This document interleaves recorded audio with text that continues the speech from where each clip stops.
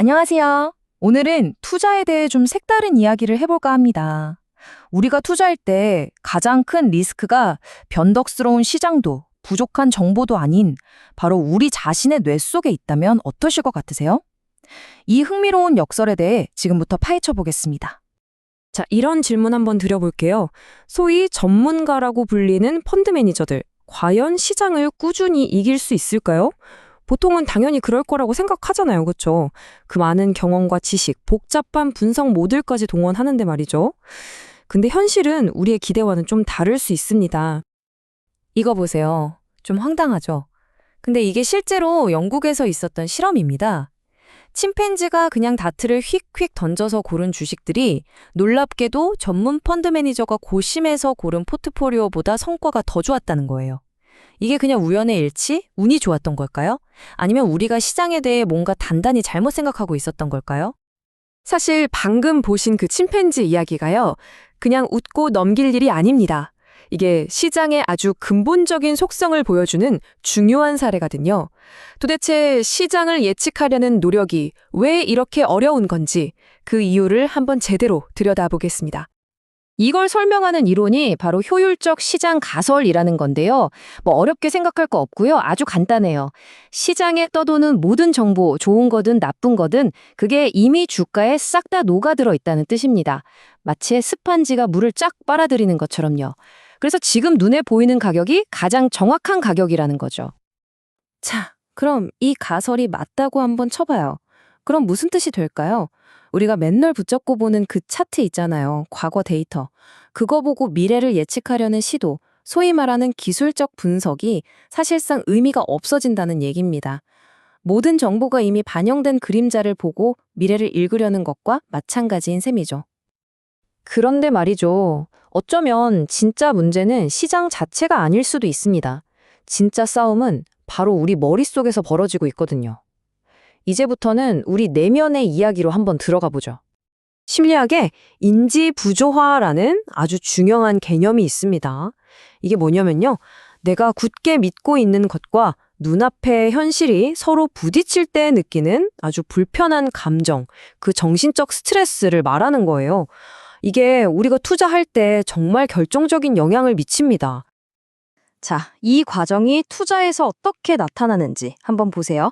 1단계, 이 주식은 무조건 오른다. 자신 있게 투자를 하죠. 그런데 2단계, 어라? 주가가 내 생각과는 반대로 갑니다. 그럼 3단계에서 머릿속이 복잡해지는 겁니다. 내 판단이 맞다는 믿음과 주가가 떨어진다는 현실 사이에서 엄청난 스트레스, 바로 인지 부조화를 겪는 거죠. 그럼 이 고통을 빨리 멈추고 싶겠죠? 그래서 4단계에서 에라 모르겠다 하고 팔아버리거나 갑자기 돈을 더 넣거나 하는 그런 충동적인 결정을 내리게 되는 겁니다. 근데 이 내적 갈등에 기름을 붓는 것들이 있습니다. 바로 미디어나 소위 전문가들이죠. 막 이게 대세다 하고 떠들기 시작하면 나 혼자 다른 생각을 하는 게 너무 불안해지는 거예요. 결국 내 소신은 버리고 그냥 대세를 따라가게 되는 거죠. 군중심리, 이게 정말 무섭습니다. 그럼 어떻게 해야 할까요? 이 심리적 함정에 그냥 빠져 있어야만 할까요? 아니요, 방법이 있습니다. 오히려 이 시장의 심리를 역으로 이용하는 거죠. 바로 역발상 투자입니다. 이 문장 한번 보세요. 모두가 한 방향으로 생각할 때 결과는 종종 그 반대로 나타난다. 이게 역발상 투자의 정수입니다. 모두가 환호할 때가 가장 위험하고 모두가 절망할 때 진짜 기회가 숨어 있다는 뜻이죠. 그럼 이런 역발상 투자자들은 대체 언제 주식을 살까요? 여기 몇 가지 원칙이 있습니다.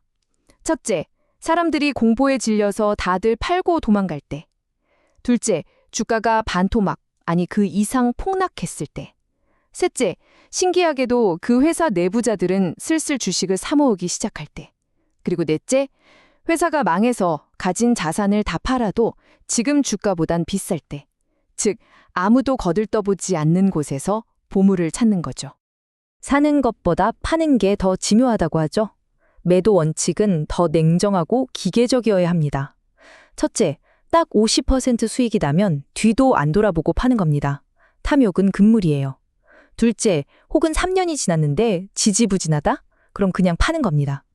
본전 생각 같은 미련을 버리는 거죠. 이건 감정과의 싸움이 아니라 원칙과의 싸움이니까요.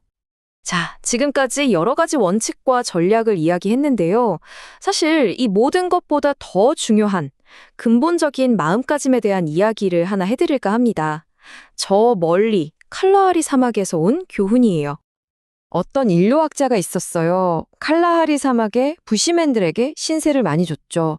그래서 크리스마스를 앞두고 감사의 의미로 정말 자기가 구할 수 있는 가장 크고 살찐 황소를 선물로 준비했습니다. 굉장히 뿌듯했겠죠? 그런데 선물을 받은 부시맨들의 반응이 정말 이상했어요. 황소를 힐끗 보더니 에이, 뼈밖에 없는 걸 가져오셨네. 이거 누구한테 사기당한 거 아니에요? 라면서 계속 타박을 하는 거예요. 인류학자는 너무 당황스러웠죠. 결국 크리스마스가 됐고 그 황소를 잡았는데 웬걸요. 인류학자가 본 게 맞았어요. 살도 엄청 많고 기름져서 마을 사람들 모두가 잔치를 벌이고도 남을 정도였죠. 그는 더 혼란스러워졌습니다. 도대체 왜 그런 말을 한 걸까? 그때 한 노인이 다가와서 그 이유를 설명해 줬습니다. 이 말이 정말 핵심인데요. 잘 들어보세요. 누군가 큰 사냥에 성공했다고 우리가 막 칭찬해주면 그 사람 마음이 오만해집니다. 그래서 일부러 사냥감이 별거 아니라고 깎아내리는 겁니다. 그래야 그 사람의 뜨거운 마음이 식고 겸손해지니까요. 이 사막의 지혜가 투자와 무슨 상관이냐고요? 모든 것과 상관 있습니다. 투자에서 우리의 가장 큰 적은 탐욕도 공포도 아닌 바로 오만이거든요. 내가 좀 알지, 내가 시장을 이길 수 있어 라고 생각하는 바로 그 순간 모든 것이 무너지기 시작합니다. 이 오만이라는 바이러스에 대한 최고의 백신이 바로 겸손인 셈이죠. 결국 현명한 투자자는 이 세 가지 기둥 위에 서 있는 사람이라고 할 수 있습니다. 첫째, 자신의 실수와 편견을 인정하는 정직. 둘째, 세상의 소음이 아니라 나만의 원칙을 믿는 신뢰. 그리고 마지막으로 거대한 시장 앞에서 나는 그저 작은 존재일 뿐이라는 걸 아는 겸손. 바로 이겁니다. 이제 시장을 예측하려는 노력은 그만두고 우리 스스로에게 이 질문을 던져보면 어떨까요? 온갖 소음과 유혹 속에서도 흔들리지 않고 당신의 결정을 단단하게 지켜줄 당신만의 핵심 원칙은 무엇인가요? 이 질문에 대한 답을 찾는 것이야말로 진정한 투자의 시작일 겁니다.